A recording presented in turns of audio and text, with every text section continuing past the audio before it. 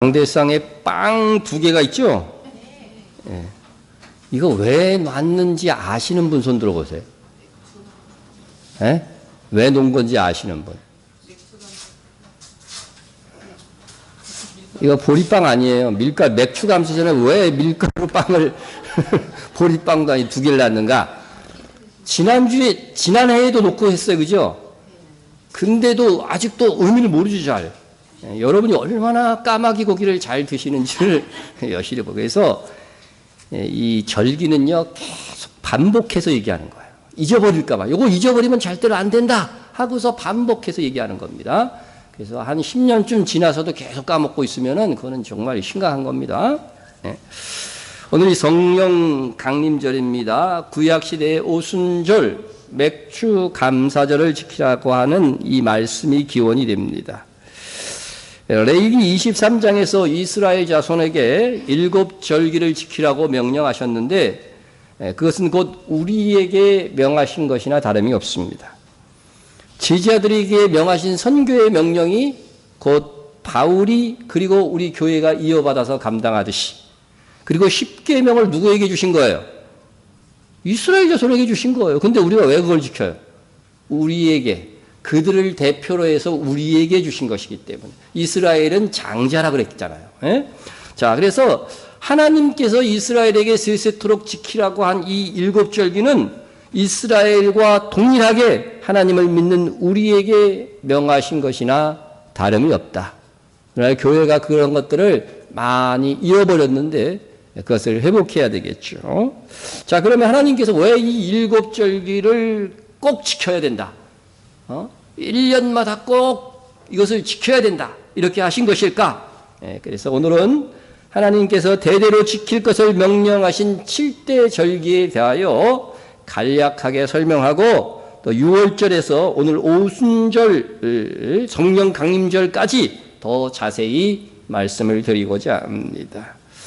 우선 6월절은요. 6월절은 무엇을 기억하는 거예요? 그리스도의 죽으심. 그냥 죽으신 것이 아니라 우리 죄를 대신하여 죽으심을 기억하는 6월절 절기입니다. 무교절은 예수님께서 무덤에 들어가신 그리스도. 그죠? 우리의 죄를 대속하시고 무덤에 들어가신 그리스도. 그래서 6월절 다음 날이 바로 무교절인 거예요. 그 다음에 초실절은 무슨 절기예요? 초실, 첫 열매니까 무슨 절기? 이때는 보리예요, 보리. 밀이 아닙니다. 보리로 첫 단 중에 이삭 하나를 빼서 딱 드려요. 예수 그리스도의 부활의 첫 열매 대신. 그래서 부활절을 상징하는 거죠. 예언한 거죠. 그 당시에는. 또 오순절. 오순절은 바로 오늘, 그죠? 성령 강림절, 새 언약의 시대가 이때부터 시작된다. 구약, 신약이 있죠? 바로 신약 시대가 이때부터 기점이라는 거죠. 기점. 그리고 이제 교회 시대도 시작되는 거죠. 그 다음에 5번째 절기가 뭐냐면은 나팔절이죠. 나팔절. 이것은 뭐 알죠? 예수 그리스도의 공중 강림. 그죠? 공중, 다시 오시는 그리스도인데 공중으로 다시 오시는 것을 얘기하는 거고, 속죄일은 뭐냐? 속죄일은 그리스도의 재림을 통하여서 이스라엘이 회개하는 거예요. 이스라엘이 회개합니다. 아주 그냥 그들에게 강구하는 심령을 부어주시겠다고 했어요. 그래서 이스라엘이 통째로 민족적으로 주께로 돌아오는 거예요. 개인적으로 돌아오는 게 아니라 이것은 민족적으로 돌아오는 역사가 있을 것입니다. 이것은 그리스도의 재림으로 완성되어져요. 그 전에 우리가 그 사역들을 감당하기 위해서 이렇게 애쓰지만요. 민족적으로 최종적으로 완성되는 것은 주님 재림하셔서 이스라엘이 민족적으로 회개하고 새 언약을 이때 이스라엘은 맺는 겁니다. 그 다음에 마지막 장막절. 장막절은 뭐겠어요? 그렇죠. 천년왕국입니다. 천년왕국. 이제 예수 그리스도가 이스라엘 예루살렘에서 왕이 되어서 몇 년 동안? 1000년이요. 이거 한계가 있어요. 1000년. 1000년이 지나면 어떻게 된다고 그랬어요. 성경에. 그 다음 1000년이 지나고 나서 이 장막절의 예언이 성취돼서 천년왕국이 지나고 나면은 처음 우리가 지금 있는 이 새 하늘과 새 땅이요. 없어져요. 없어지고 새 하늘과 새 땅이요 쫙 위에서 내려오는 거예요. 새 하늘과 새 땅이 어떤 모양인지 모르겠죠, 여러분. 이것도 참 신비로운 겁니다. 우리가 이제 이거는 천년왕국 할 때 한번 좀 더 깊이 한번 우리가 생각해 봐야 될 것입니다. 그래서 지금 많이 희자가 되고 있는 지구가 둥글다와 지구 평평설과 이렇게 막 의견들이 기독교 사이에서 부딪히는 부분들이 있고 막 지도 평평설이 조롱도 받고 이렇게 하는데 한번 우리가 생각해 볼 만한 이 주제예요. 이게 천년왕국, 새하늘과 새 땅이 하늘에서 내려온다고 한다면 이게 둥글다 그러면 이게 내려올 수 있겠는가? 새하늘과 새 땅이. 예? 그런 부분들에 대해서 한번 생각해 볼 주제입니다. 그래서 그 다음에 분명히 성경은 새하늘과 새 땅이 있다고 그랬고, 이 첫 하늘, 그죠? 우리에게 주어진 새하늘과 새 땅 속에서 예루살렘에서 예수님이 다스렸죠? 그러니까 새하늘과 새 땅에서도 예루살렘에서 다스려요. 그러기 위해서는 어떻게 돼요? 새 예루살렘도 하늘에서 내려와야 되는 거예요. 이게 다 성경에 나와 있어요. 그래서 새하늘과 새 땅의 새로운 수도, 새 예루살렘, 그것이 바로 계시록 21장에 나오는 이야기다. 이렇게 해서 인류의 역사가 끝나고 이제 새하늘과 새 땅에서 또 새 예루살렘 성에서 영원히 주께서 다스리는 영원한 하나님의 나라가 이어진다고 하는 것을 우리가 기억해야 할 것입니다. 이상 간략하게 7절기 설명했고, 또 하나님께서 지키려고 큰 이것을 명령할 때는 지금으로부터 약 3,500년 전이에요. 100년 전 일도 잘 모르는데 우리는, 그죠? 3,500년 전에 명하신 거예요, 이게요. 예? 그러나 3,500년 전에 지키라고 하는 이 절기는 언제부터 성취가 시작됐냐면요, 약 1,500년이 지나서부터 성취되기 시작한 거예요. 그러니까 이 절기를 처음에 하나님께서 말씀하실 때는 어떻게 해요? 이 절기는 전부 다 예언이었어요, 예언. 그런데 1,500년 지나서부터는 그것이 성취되기 시작했기 때문에 우리가 현 시대를 기준으로 인해서는요, 절기는 기억과 예언을 모두 담고 있는 거죠. 그래서 이미 성취된 절기를 통해서 주님께서 우리를 위해서 베푸신 구원의 공로를 기억하면서 감사해야 됩니다. 또한 우리는 아직 이루어지지 않은 절기를 예언으로 알아서 다시 오실 주님을 기다리면서 감당해야 할 사명이 무엇인 줄을 알아가야 하는 것입니다. 여러분, 유월절은 이스라엘 백성이 출애굽의 시발점이 된 사건을 기념하고자 세워진 절기였는데, 이는 예수님의 죽으심을 예언했습니다. 예수님은 유월절 저녁에 만찬을 하셨죠. 유월절 식사. 이건 유대인의 전통이고 성경에도 명하는 거예요. 유월절 만찬을 탁 하시고 그 밤에 어떻게 됐어요? 체포되셨어요. 예? 여러분, 유대인들은 하루의 시작이 저녁이에요, 아침이에요? 예? 저녁이에요, 저녁. 그죠? 창세기에도 보면 어떻게 돼요? 저녁이 되며 아침이 되니 이렇게 분명히 나와 있어요. 그죠? 하루의 시작이 저녁. 요 기점으로 여러분이 생각을 하셔야 돼요. 그러니까 저녁에 식사를 하셨다는 것은 그날이 무슨 날이에요? 6월절이에요. 6월절 만찬. 그러니까 그 다음 날도 뭐예요?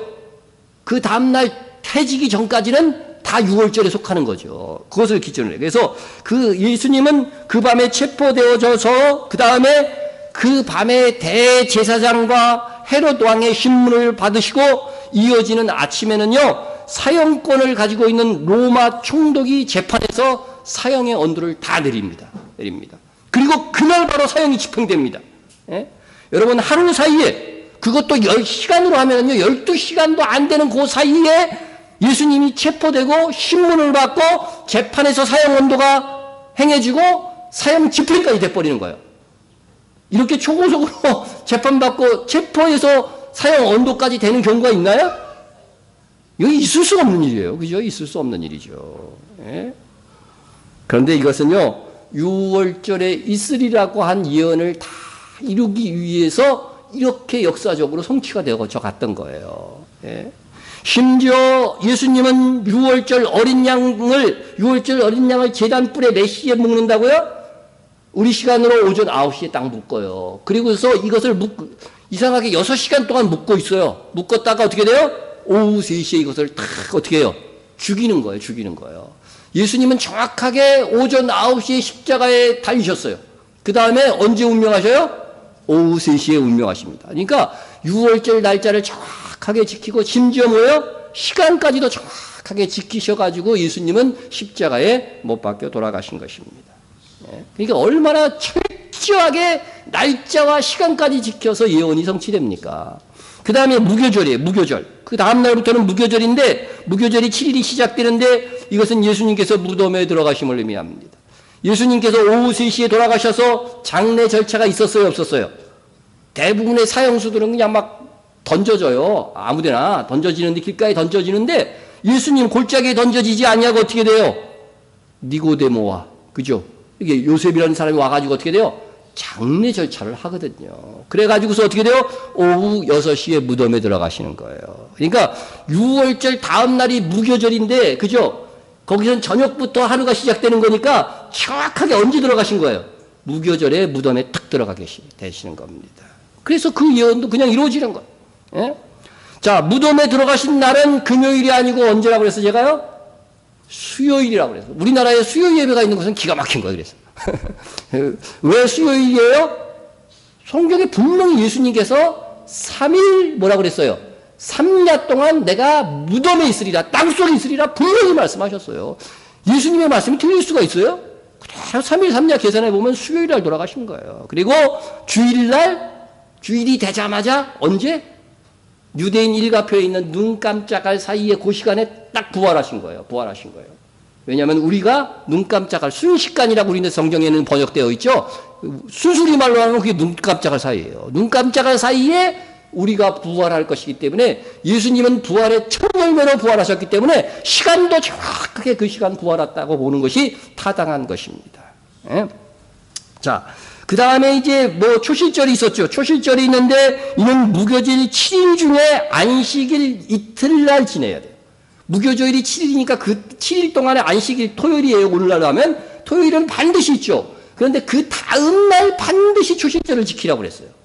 왜 그래요? 예수님이 이날 부활할 것이니까. 그래서 항상 초실절은 주일이다. 주일이다. 이 초실절에 부활했습니다. 자, 그 다음 네 번째 절기는 오늘 우리가 지키고 있는 오순절이죠. 그죠? 오순절. 오순절이 왜 오순절이라고 그래요?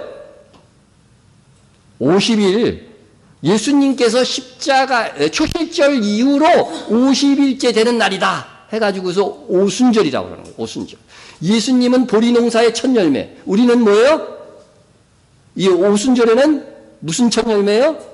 밀농사의 첫 열매예요. 밀농사예요. 그러니까 맥주 감사절이라고 하는 것은요, 맥주 감사 농사가 끝나고 이제부터는 뭐다? 밀가루 농사. 그래서 이때에는요, 맥주절에 그 보리로 해가지고서 사실은 하나님께 드리지 않고요, 오히려 첫 열매다 그래갖고요, 밀가루로 드리는 거예요. 아셨죠? 예? 맥주절은 이제 감사해서 추수가 끝났다 감사하고 첫 열매로 뭐를 드려요? 밀가루로 만든 빵. 그래서 앞에 밀가루로 만든 빵 있잖아요. 예?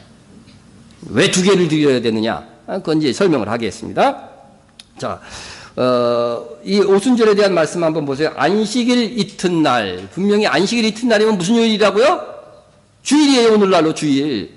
주일, 곧 너희가 요제로 곡신단을 가져온 날부터 세워서 7 안식일 수요를 채우고 7 안식일 이튿날까지.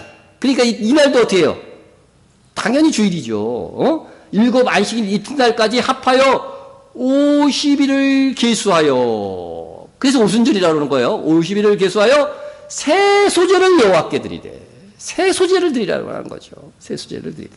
예?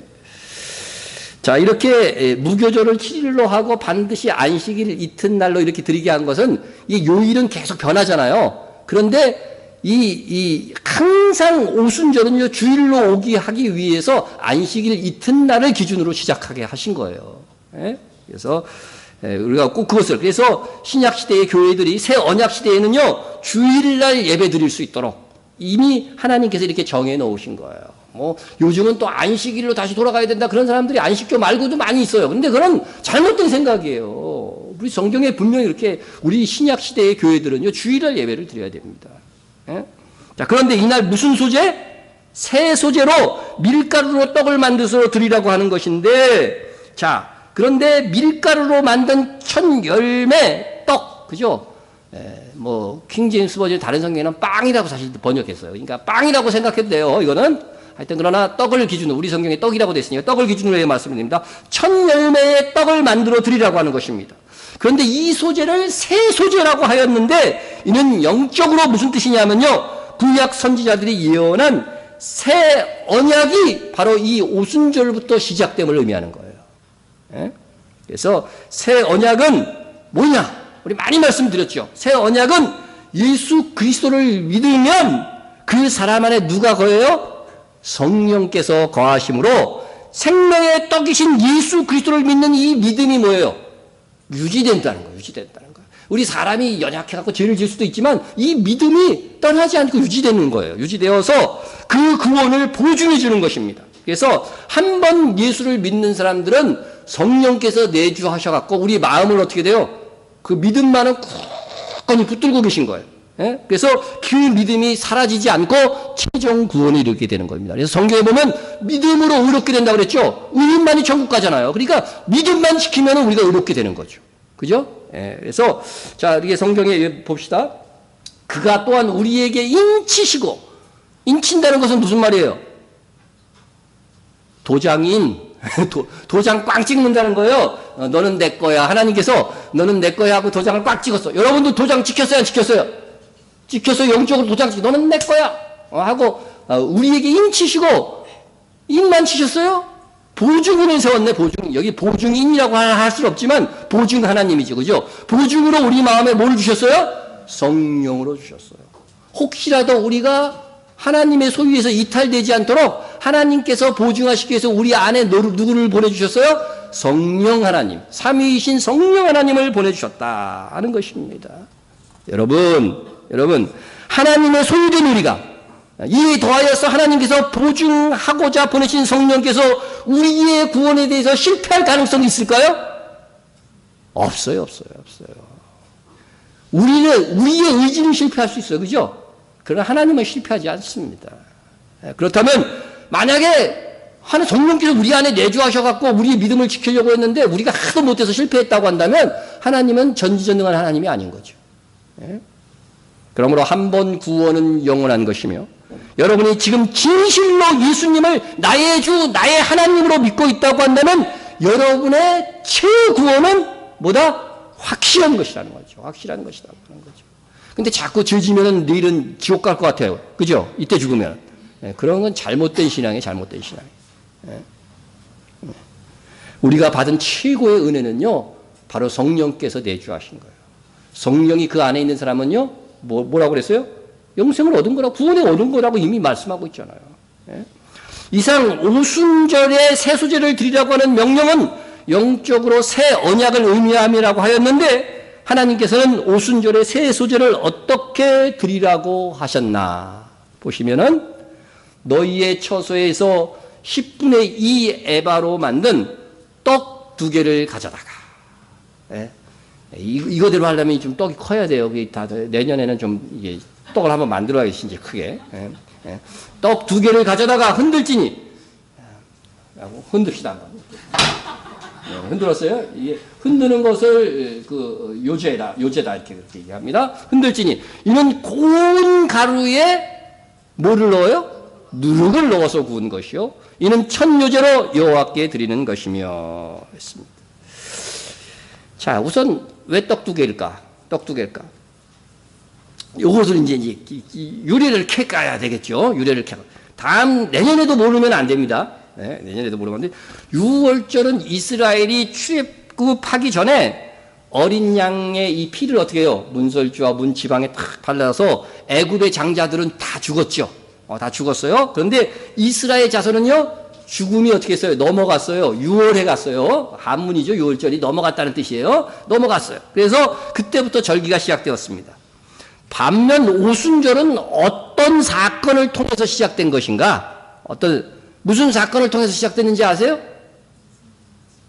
오순절은요, 이스라엘이 출애굽한 후에 시내산에서 모세가 하나님의 말씀을 쫙 받기, 십계명 있잖아요. 그죠? 십계명을 비롯한 율법을 쫙 받기 시작한 날을 기준으로 해가지고서 오순절이라고 한 거예요.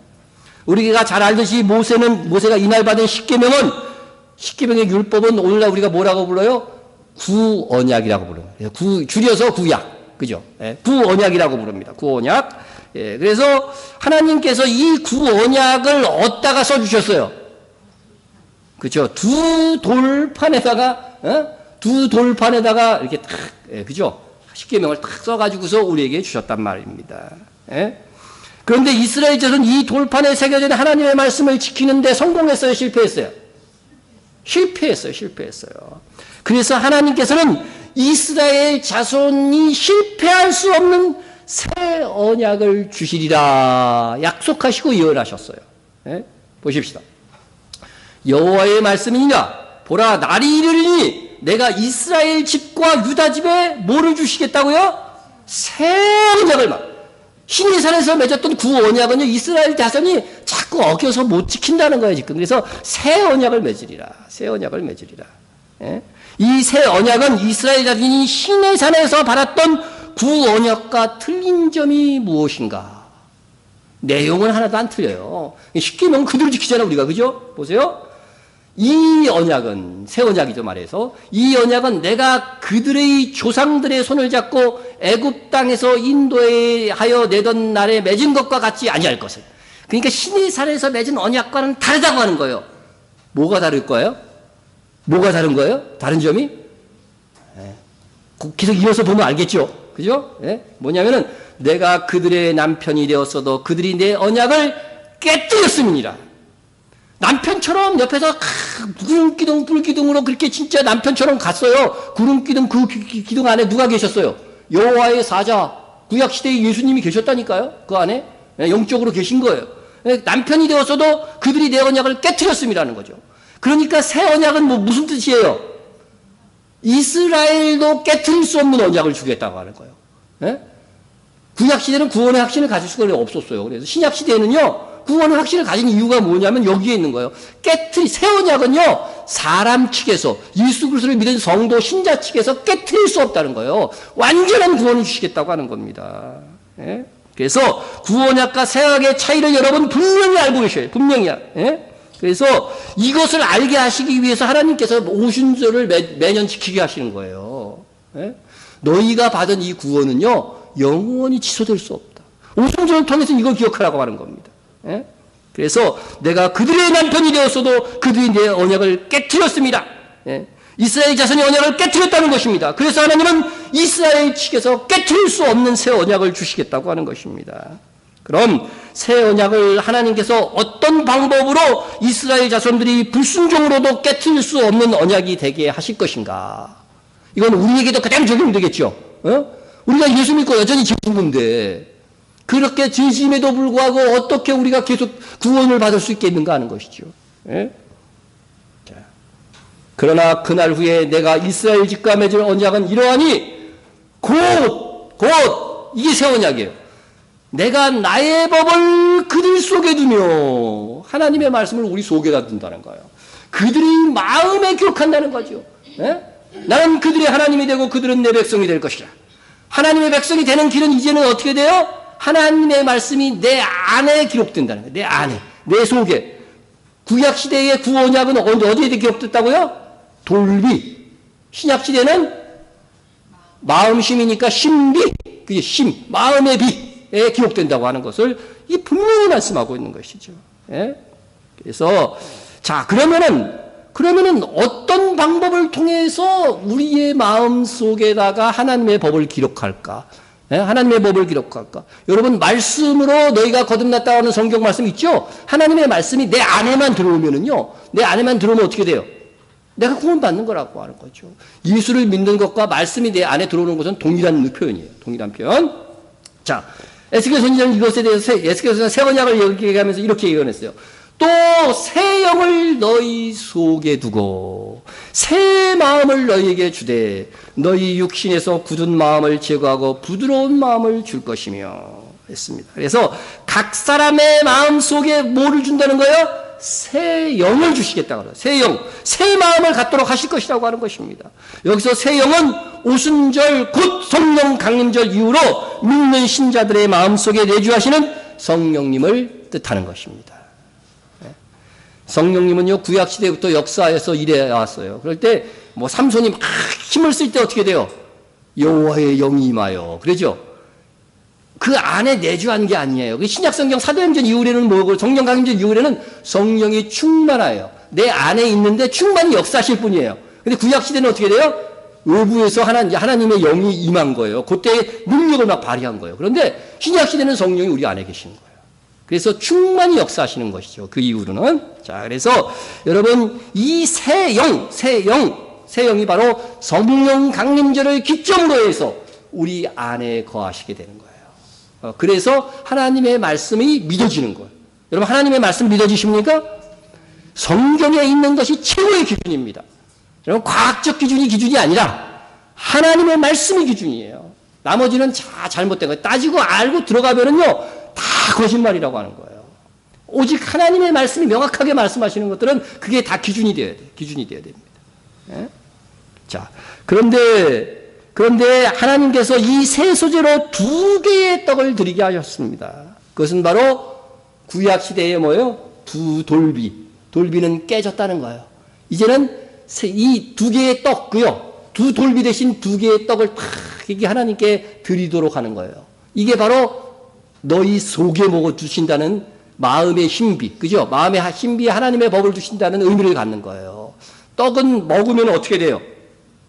돌 먹을 수 있는 분 못 먹죠? 떡은 먹을 수 있어요, 그죠? 빵은 먹을 수 있어. 먹으면 우리 속 안으로 들어오잖아요, 그죠? 그래서 우리 안에 성령께서 거하실 것을 의미하는 거예요. 그래서 떡은. 예? 그래서 세 소재로 2개의 떡, 2개의 돌비는 하나님의 말씀이잖아요. 하나님의 말씀, 그 말씀이 떡을 먹음으로 인해서 우리 안에 들어온다. 그런 의미로 세 소재로 떡 2개를 드리는 거예요. 이해하셨어요? 이해한 건가 안 한 건가? 이제 나는 이해 못해도 이제 나는 할 수 없어. 내 임무는 다 했어. 예? 올해의 임무는 다 했습니다. 예? 이해 못되신 분은 내년에 또 듣고서 이해하세요. 근데 떡에는 뭘 넣었어요? 누룩을 넣었어요. 이게 참 난제입니다. 예? 유월절과 무교절에는 누룩이 들어가지 않는 무교병을 먹으라고 돼 있어요, 율법에. 예, 근데 이렇게 됐는데 왜 오순절의 소재는 누룩을 넣는가? 왜 누룩을 넣는가? 이건 여러분도 모를 거예요. 난 요번 설교 준비하면서 이건 내가 깨달은 거야. 그러니까 내가 제대로 설교를 그동안 못했기 때문에 이것도 여러분들은 다 모를 거예요. 자, 그러면 누룩의 상징을 성경에서 어떻게 사용하고 있는가부터 살펴보겠습니다. 마태복음 16장에서 보면은요, 예수님께서 오직 바리새인과 사두개인의 누룩을 주의하라 하셨습니다. 바리새인과 사두개인들의 누룩이 뭘까요? 예? 이어서 이런 말씀을 보면 제자들이 이제 이해를 해요. 제일 처음에는 못 알아듣다가 바리새인과 사두개인의 누룩이 뭔지 몰랐다가 이렇게 그제서야 제자들이 이 떡이 누룩이 아니요 바리새인과 사두개인들의 뭐요? 교훈을 상가라고 말씀하신 거다. 그러니까 이게 누룩은요 바리새인 교훈이니까 말이에요. 이것도 말이에요. 근데 잘못된 거짓된 말씀을 얘기를 할 때에 누룩이라고 표현했어요. 바리새인들의 누룩이라고 이렇게 표현을 했단 말이죠. 또 누가복음 12장 1절에도 보시면은요 바리새인들의 누룩 곧 뭐를 주의하라? 외식을 주의하라.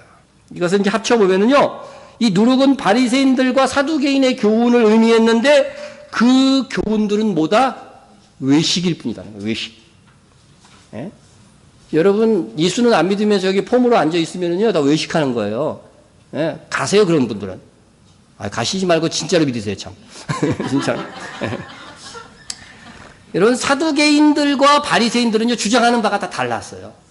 달랐음에도 불구하고 그들은 공통적으로 뭐예요? 외적으로 제사나 절기 의식을 지키게 하고 이 외적 행위를 하였으면 뭐라고요? 의롭다고 인정해 주는 거예요. 의롭다고 인정해 주는 거죠. 예?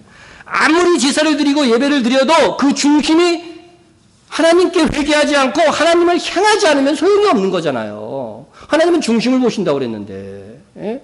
그런데 바리새인들과 사두개인의 교훈은 외적인 의식을 집중해서 그것을 의의 기준으로 그것을 행하기만 하면 의롭게 됐다. 그렇게 선포해 준 겁니다. 가톨릭의 사제가 세례를 베풀지 않았다면 가톨릭에서는 구원받을 수 없다고 얘기해요. 사제의 권위가 대단하죠. 그러니까. 오늘날 우리 식으로 하면은 목사님에게서 세례를 받지 않았다고 한다면 구원을 받지 못한다는 겁니다. 정말 그렇습니까? 예? 그럼 십자가에서 회개한 강도는 어떻게 됐어? 세례 안 받았는데. 진심으로 예수 그리스도를 믿은 사람은요, 내가 믿는다는 것을 공적으로 표현하고자 세례를 받고자 할 것입니다. 그쵸? 예수님을 믿는 사람이 세례를 받는 걸 막 거부하면은요, 이거는 예수님을 공적으로 선포하는 것이 아닌 거기 때문에 이건 믿는다고 할 수 없어요. 예? 그러나, 세례를 받지 못했다고 구원을 못 받는 것이냐? 그렇게 말해서는 안 된다는 것입니다.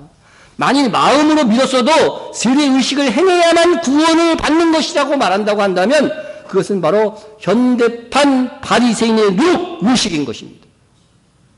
그 외적인 행위가 구원을 받게 하는 것이 아니라 그 마음의 중심이 예수님을 믿음으로 구원을 받는 것이고 외적인 세례는 그 뒤에 따라오는 의식에 불과한 것입니다. 여러분, 그 큰 상황이 있어요. 죽기 전에 막 예수를 믿었어, 이 사람은. 근데 세례 받을 시간이 없었네. 에? 세례 분담할 시간도 없고 그냥 예수를 믿겠다고 고백하고 바로 막 죽었어. 그러면 이 사람 구원 받아요, 못 받아요? 받죠. 근데 가톨릭에서는 못 받아요. 이게 말이 되는 소리입니까? 핵심은 외적인 의식이 아니라 내적인 진실된 믿음이죠. 예. 그래서 이런 것들을 잘못된 교리를 누룩이라고 표현한 거예요. 또 누룩에 대한 말씀이 고린도 전서에도 나오는데 너희가 자랑하는 것이 옳지 아니하다 적은 누룩이 온 덩어리에 퍼지는 것을 알지 못하느냐 이렇게 했는데 여기서는 이 누룩은 뭐냐면요, 구원을 받기 위해 예수님을 믿어야 하지만 모두 지켜야 된다, 율법도 다 지켜야 된다, 이렇게 의롭게 된다, 이렇게 주장하는 것을 바로 이 잘못된 가르침을 뭐예요? 누룩이라고 표현한 거예요. 누룩. 예, 그래서 어느 날 이 거짓 복음이 교회 안에 들어와서 새 언약의 이 교훈과 이 풍성함을 파괴시키려고 하고 있어요. 예? 그래서 참된 진리는 오직 믿음으로만 의롭게 된다는 거죠. 믿음으로만 의롭게 된다. 행함으로 의롭게 되는 부분이 없다는 게 아니에요. 그러나 영적인 구원은 뭐예요? 믿음으로만 의롭게 되는 거예요. 그래서 우리가 행위, 상급 또한 혼적인 구원과 이 원어에서는 그게 분명히 표현돼요. 푸시케, 예? 영은 푸드마, 푸시케적인 구원을 포함할 때에는 이 행위가 포함되는 거예요. 행위가 포함된 구원입니다. 그러나 영적인 구원은요, 반드시 뭐예요? 하나님의 은혜로만 가능한 거예요. 하나님의 은혜로만. 예? 그래서 우리가 그것을 꼭 구분해요. 그래서 이게 잘못된 누룩들이 오늘 얼마나 많은 교회들에게 퍼져 있는지 몰라요.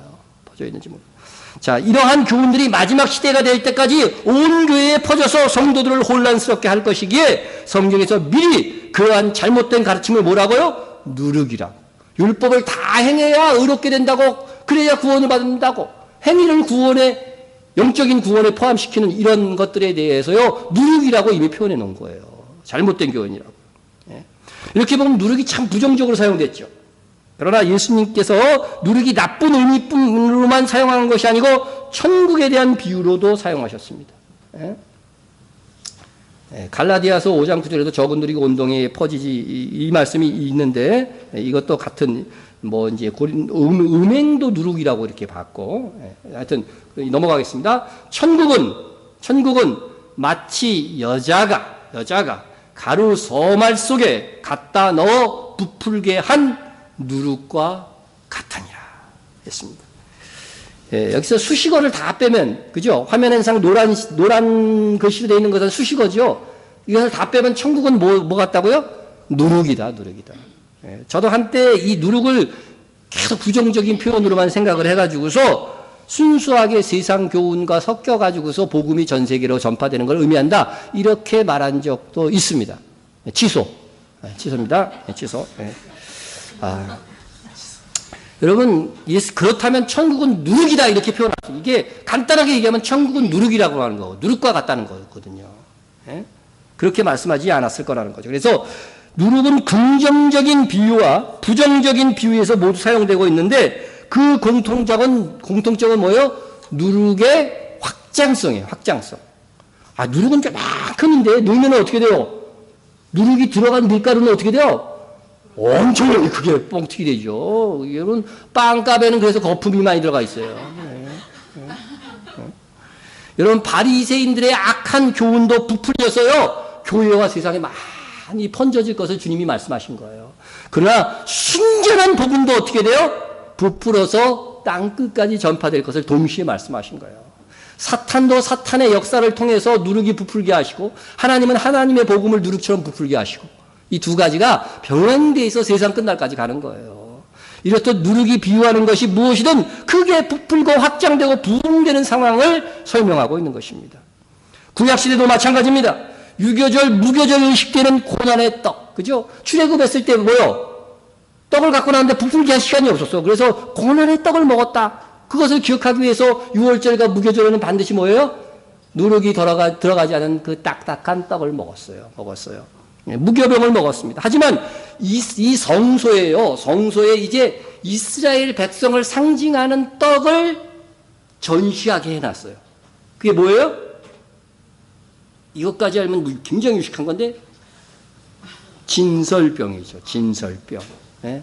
떡 몇 개? 예? 몇 개요? 이게 12개. 아이, 진짜. 예? 어떻게 알았지? 12개인지? 예, 12개. 예. 누룩이 떠나간 떡 12개. 이거예요. 이거. 진설병 이렇게 해가지고서 12개를 딱 전시해놓고 이 떡 하나가 뭐예요? 이스라엘 한 지파예요. 그래서 이스라엘 12지파를 의미하는 의미에서 떡 12개. 이 떡에 누룩이 들어간 것 같아요? 안 들어간 것 같아요? 잘 보세요. 통통하잖아, 이거는. 들어갔네요. 들어갔다니까. 들어갔어요.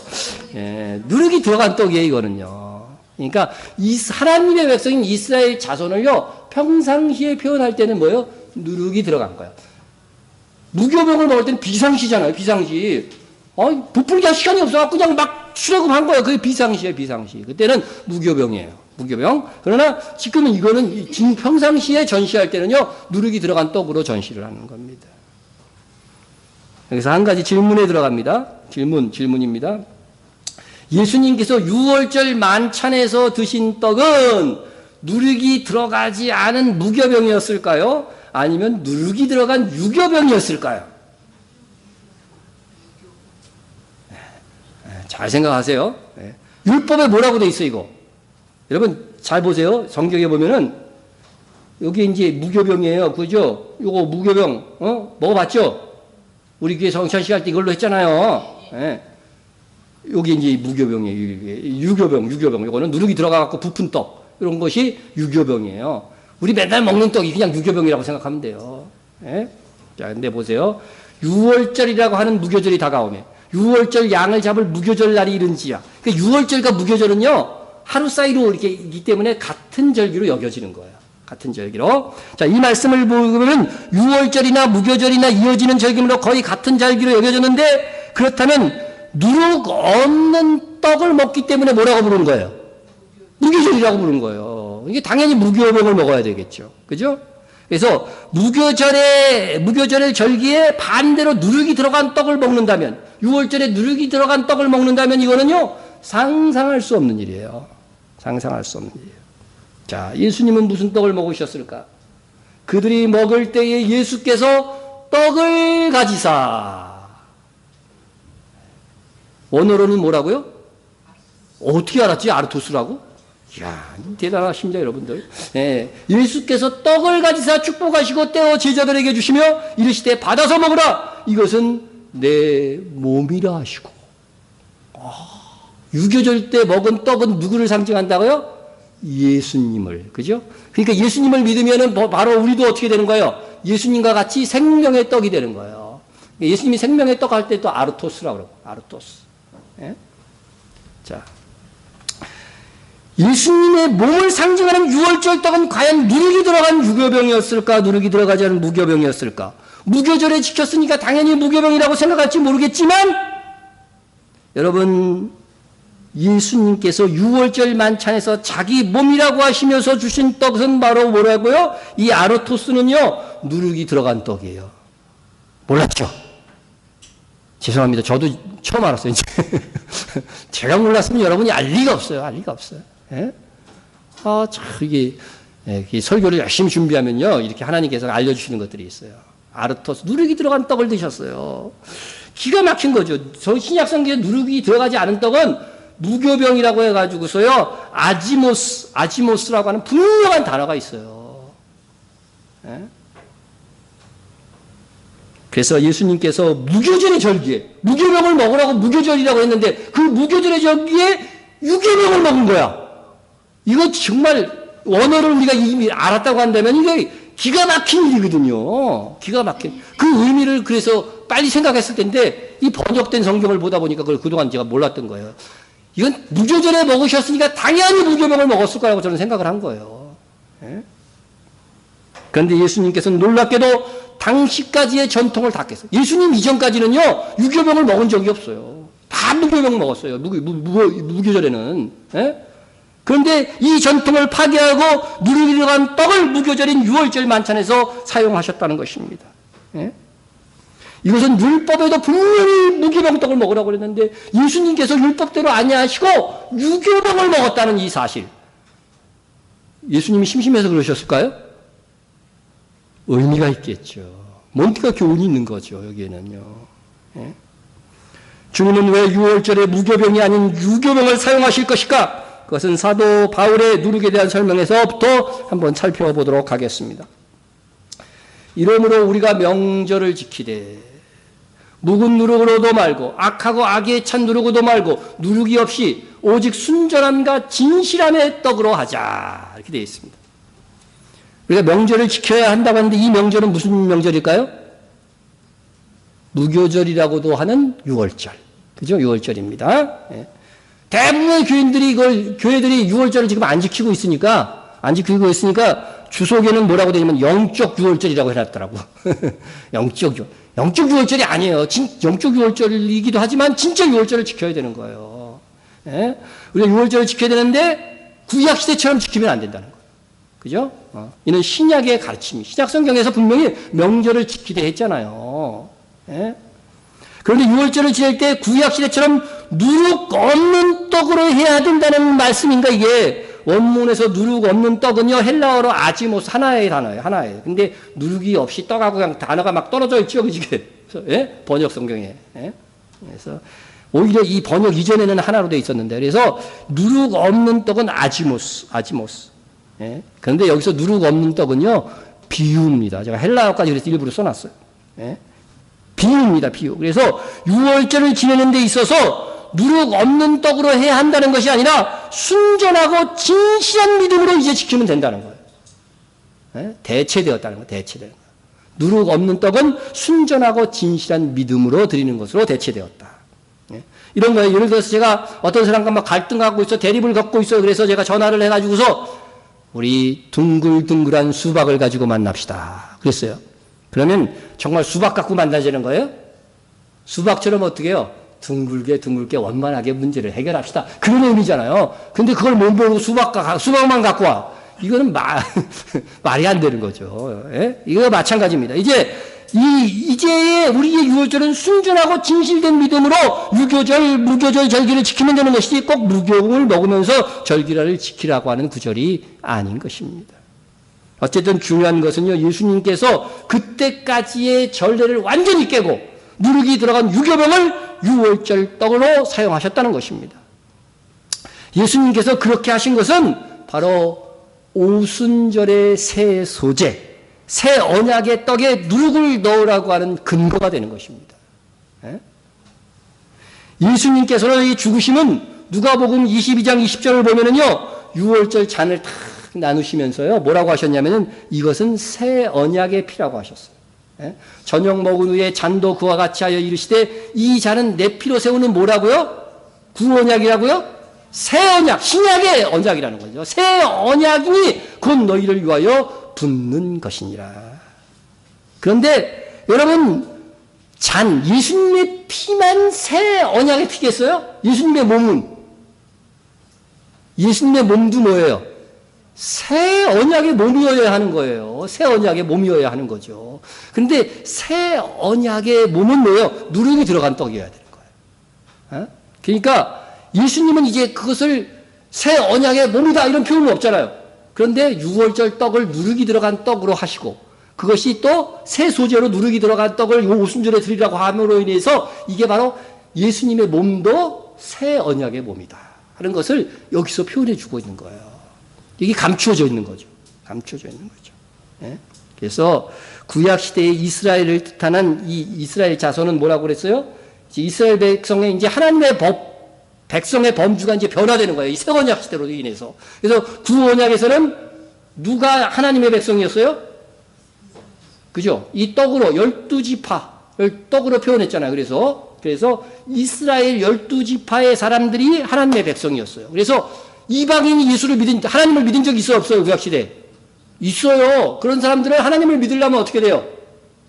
이스라엘인이 되어야 돼요. 유대인이 되어야만이 하나님의 백성이 될 수 있었어요. 그러나 신약시대는 이제 그게 어떻게 됐다? 없어졌다고 하는 거예요. 새 언약시대에 이제 하나님의 백성은 뭐냐? 바로 이 두 개의 떡, 누룩이 들어간 떡으로 표현되는 거예요. 그래서 이제는 교회에 속한 성도, 교회에 속한 사람들은 다 뭐예요? 예수 그리스도를 믿는 사람들이죠. 그래서 우리는 다시 유대인이 될 필요가 없어요. 그래서 하나님의 백성의 범주가 이제는 이스라엘에서 교회, 이스라엘과 이방인 교회들 그런 걸 가르지 않고 다 뭐예요? 교회에 속하기만 하면 하나님의 백성이 된다고 하는 것입니다.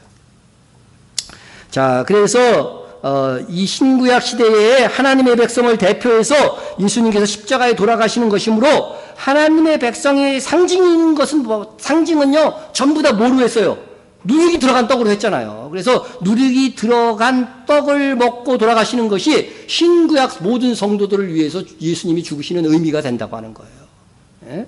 그래서 예수님이 새 언약 시대를 여는 몸이 되심을 나타내시기 위하여서 예수님은 누룩이 들어간 떡으로 자기의 몸을 상징하는 그 누룩이 들어간 떡을 사용하셨다고 하는 것입니다. 그래서 예수님의 죽으심으로부터 구약 시대가 끝나고 새 언약의 시대가 시작된다는 것을 이것으로 의미한 것입니다. 그래서 예수님께서 부활하시고 지켜지는 첫 번째 오순절 성령의 강림을 기점으로 예수님을 믿는 모든 성도에게 성령이 내주하시는 새 언약의 시대가 열린 것입니다. 그래서 우리가 그동안 유월절 의식을 행할 때 무교병을 사용해 왔던 것은 그것도 무교병을 어디 걸 이스라엘에서 수입해 온 걸 사갖고 말이야 이렇게 했는데 잘못 이해해서 사용한 겁니다. 예? 예수님이 했던 방식의 유월절을 지켜야 되는데 우리는 오히려 구약 시대 때는 구언약의 기준에 의한 성찬식을 했던 것이죠. 그래서 성찬식 때 누룩이 들어간 떡을 사용하는 것을 이렇게 보면서요. 아유, 게을러가지고서 지금 무교병으로 안 하고 유교병으로 하냐, 그래갖고 막 비난을 했는데, 교회들이요, 누룩이 들어간 떡을 사용하면서도요, 송구한 마음으로 그렇게 했어요, 실제로. 다들. 그러나 그러한 게으름이 오히려 결과적으로 올바른 것이었다고 하니까 이게 할 말이 없어졌습니다. 그러나 바르게 알고 그렇게 하는 게 더 중요하다는 거죠. 마지막 시대에 우리는 이러한 것까지 알게 하시는 하나님께 참 감사를 드립니다. 예수님께서 유월절 의식을 그때까지 무교병으로 사용했던 것을 누룩이 들어간 유교병으로 교체함으로 새 언약의 시대를 열어놓으셨다. 그죠? 예수님의 죽으심으로 그게 시작됐다는 거예요. 그래서 그것이 언제부터 적용이 돼요? 우리 성도들에게는 성령 강림절부터 적용이 된다는 거예요. 자. 이스라엘 12지파만이 하나님의 백성이었던 시대에서 이제는 예수님을 믿는 이방인과 유대인이 하나님의 백성이 되는 새 언약의 시대가 열린 것입니다. 자, 하나님의 백성은 이제부터 뭐예요? 이제부터 이스라엘 12지파에서 교회로, 그리고 이제부터 하나님의 백성은 뭐예요? 유대인과 두 개를 드린 이유가 유대인과 이방인이다. 이렇게 한 거예요. 성경에는 사람의 구분이 유대인과 이방인밖에 없어요. 우리는 이방인이에요, 유대인이에요? 이방인이죠. 성경은 유대인 중심으로 이스라엘 중심으로 기록되기 때문에 우리는 이방인이에요. 그래서 이제는 하나님의 백성은요, 유대인과 이방인 중에서 예수 그리스도를 믿는 사람이다 하는 것들을 이제 분명히 하게 하는 것이 바로 이 오순절이라는 거죠. 오순절의 기점으로 인해서 그렇게 됐다는 거죠. 그래서 오순절날요, 세계 각 지역에서 다 사람들이 몰려와 갖고 이 사실을 보고서요, 로마의 교회를 누가 개척했어요? 오순절에 왔던 사람들이 가서 바울이요, 바울이 개척한 게 아니에요. 로마 교회는요. 이름 없는 무명의 교인들이요. 오순절날 경험하고서 예수를 믿고 가갖고 교회를 개척해서 로마 교회가 된 거죠. 이와 같이 유대인과 이방인들이 다 하나님의 백성이 된 것입니다. 이상 예수님께서 누룩이란 떡을 유월절 떡으로 사용하신 의도에 대해서 생각해 봤습니다. 그런데 누룩의 가장 큰 특징이 뭐라고 그랬어요? 부풀게 한다는 거. 그죠? 작은 양의 가루이지만 밀가루를 엄청나게 부풀립니다. 예? 이는 전파력이 대단하다고 하는 거예요. 예? 그러므로 누룩이 부풀게 하는 것과 같이 새 언약의 복음을 받아들인 성령 충만한 사람들은 거의 본능적으로 전도와 선교에 열정을 갖게 된다는 거예요. 아니, 나는 별로 없는데 그런 거. 그런 분도 있죠. 충만하지 못해서 그래요. 성령 충만하여. 성경에 나오죠. 성령 충만할 때는요, 항상 그 성도는 전도와 뭐에? 선교에 관심을 가지고요, 열의를 갖게 돼 있어요. 열의를 갖게 돼 있다는 거죠. 예? 그래서 전도나 선교의 태도를 보면, 아, 저 사람이 얼마나 성령 충만한 사람인가. 그것을 구별할 수 있다고 하는 것입니다.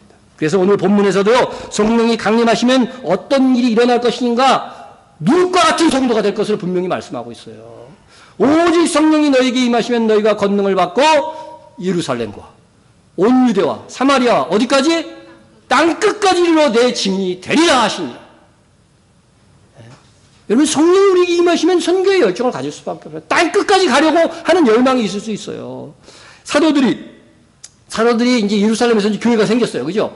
예루살렘 사람들이 다 예수 믿고 나서 선교했어요? 아니면 예루살렘이 아직 선교가 완전히 안 된 상태에서 선교했어요?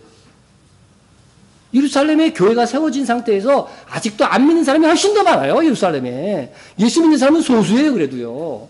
그럼에도 불구하고 어떻게 돼요? 하나님께서 성령의 역사에 의해서요, 선교를 하게 하셨어요. 그러므로 오늘날 우리가 우리 교회도 부흥 안 됐는데 무슨 선교하십니까? 이렇게 얘기하면 안 된다는 거예요. 다시 말해서요. 우리는 선교와 가까운 전도는요, 우리가 동시에 힘써야 될 과제입니다. 예? 또 누군가는 이것은 예수님의 제자들 사도에게만 주어진 사명이지 우리의 사명이 아니라고 말합니다. 아니, 그런 식으로 말한다면 십계명도 이스라엘 민족에게 주신 것이니까 우리가 지킬 의무가 없다 이렇게 말하는 것이나 마찬가지입니다. 예? 예수님의 12사도에 속하지 않은 바울이지만 지상명령은 받을 때 사도 바울이 있었어요? 없었어요? 그 자리에? 없었어요. 예수님이 승천한 자리에도 없었어요. 그런데 이 사도 바울은 땅끝까지 선교하도록 힘썼다고 하는 것은 제자들에게 명하신 것은 뭐예요? 그 이후의 모든 성도들의 사명이 된다는 거죠. 자, 사도 바울을 봅시다. 또 여러 해 전부터 언제든지 서바나로 갈 때에 너희에게 가기를 바라고 있었으니 어디로 간다고 그래요? 서바나. 그러므로 내가 이 일을 마치고 이 열매를 그들에게 확증한 후에 너희에게 들렀다가 어디로 가리라? 서바나로 가리라. 예. 이 서바나가, 이 바울이 서바나까지 갔는지 안 갔는지는 성경에 기록이 없어요. 근데 계획은 분명히 가지고 있었던 것을 알 수 있죠. 바울의 최종 목적지는 어디예요? 로마가 아니었어요. 어디예요? 서바나요. 서바나로 가는 길에 로마에 좀 들리겠다고 한 거예요. 예? 자, 여러분, 이 서바나는 어디입니까? 오늘날의 어딜까요? 오늘날의 포르투갈 에스파냐, 스페인이라고 하죠, 보통. 포르투갈가 이 스페인 지역이에요. 이게 다 포괄하는 지역입니다. 그때는 스페인과 포르투갈이 분리되어 있지 않았으니까 그 지역을 전부 다 서바나라고 불렀다고요. 구약 성경에 보면 다시스가 바로 이 서바나에 있는 거예요. 요나는 어디까지 도망하려고 한 거예요? 이 서바나는요, 그 당시 세계관으로, 예수님 때까지도 계속 땅끝이라고 생각해 왔어요. 그러니까 이 요나는 예수님 여호와의 낯을 피해서 어디까지 도망하려고? 땅끝까지 도망하려고 간 거예요. 그 서바나 땅으로. 그런데 바울은 정반대로 못해요. 하나님의 명령, 예수님의 명령을 지키고자 땅끝까지 가려고, 서바나까지 가려고 했던 것이죠. 예? 여러분, 사도들은 예수님의 말씀대로 모든 땅끝까지 이르러 그리스도의 증인이 되었는가? 그들은 한국 땅을 알았을까요? 몰랐을까요? 그 당시에? 그 당시에 우리나라 있었어요? 없었어요? 있었어요. 고구려 들었을 그런 시기였어요. 그 초창기 말이야. 예? 예? 그때는 미국이라는 나라는 세워지지도 없었어요. 그죠? 아예 존재 자체가 없었어요. 예? 땅끝이 그러니까 정확히는 어딘지 모르는 거예요. 그러나 당시 세계관으로 땅끝이 서바나인 줄 알고 바울이 서바나까지 가려고 했던 것이죠. 하나님께서 땅 끝까지 얼마나 많은 나라가 있다는 것을 그 당시에는 감추신 것입니다. 이에 성령 강림절을 기점으로 사도들에게 주신 선교의 사명은 우리에게 이어져 있음을 기억해야 됩니다. 우리는 사도들에게 주어진 사명을 이어받아 정말 땅 끝까지 복음을 전해야 됩니다. 그래야 누가 오셔요? 주님이 오십니다. 예? 예. 여러분, 사도 바울이 이스라엘에서 어디? 로마를 거쳐서 바로 이 서바나까지 가려고 했던 거예요. 예? 바로 이 땅이 서바나 땅입니다. 이 서바나 땅의 중에서도 맨 끝이 어디냐면요, 로카곳이라고 해가지고서요, 요 해변이 로카곳 해변. 예? 로카곳 해변 제가 영상으로 보여드립니다. 그래서 땅 끝이라고 해가지고서요, 기념물로 이렇게 십자가도 여기다 세워놨어요. 그 당시 세계 나라들은 여기가 땅 끝이기 때문에. 예? 자, 이 천국 복음이 모든 민족에게 증언되기 위하여 온 세상에 전파되리니 그제야 끝이 오리라. 여러분, 성경의 말씀은 문자적으로 이루어집니다. 그래서 모든 민족에게요, 전파는 될 겁니다. 다 믿든 안 믿든 전파는 되는 거예요. 전파되는 거예요. 네, 전파되면 일단 믿는 사람은 어느 정도 나오겠죠. 각 민족마다 생길 것입니다. 모든 민족. 그러니까 이제 거의 다 전했어요. 네? 모든 민족에게 증언되기 위하여 온 세상에 전파되니 그제야 끝이 오리라. 우리는 오순절, 곧 성령 강림절에서 주님이 강림하시는 나팔절 사이에 있어요. 그죠? 이 시대를 우리는 흔히 뭐라고 불러요? 교회 시대, 때로는 성령 시대 부릅니다. 이 교회 시대에 성령께서 역사하시는 이유가 뭐예요?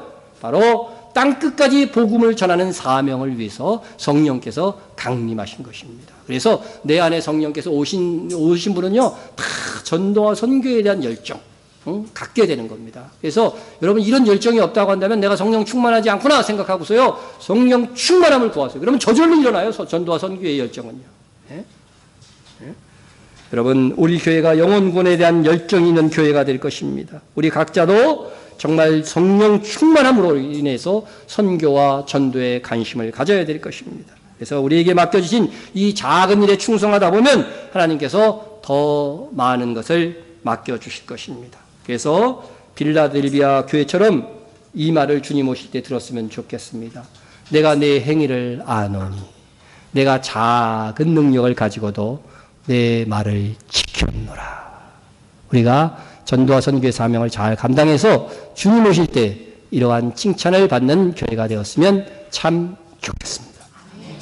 통성으로 한번 기도합니다. 통성으로. 내 안에 계신 성령님 충만하게 역사하여 주옵소서. 성령께서 충만하게 역사하시면요, 그 나머지는요 다 되는 겁니다. 다 되는 겁니다.